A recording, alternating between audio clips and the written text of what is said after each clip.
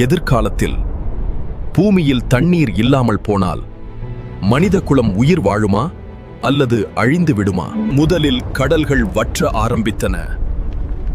ஆயிரக்கணக்கான உயிரினங்கள் அழிந்தன. பின்னர் நிலத்தடி நீரும் வற்றி போனது. உலகம் முழுவதும் வறட்சி பரவியது. நகரங்கள் கூட பாலைவனமாக மாறின. மனிதர்கள் தண்ணீருக்காக அலைந்தனர்.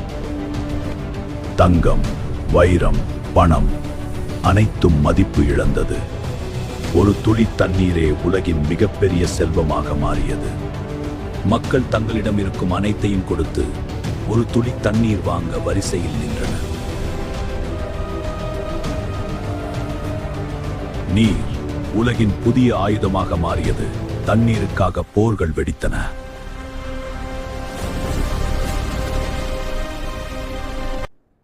இறுதியில் மனித குலத்தின் எதிர்காலம் ஒரு துளி தண்ணீரில் தான் இருந்தது. இது ஒரு கற்பனை மட்டுமல்ல.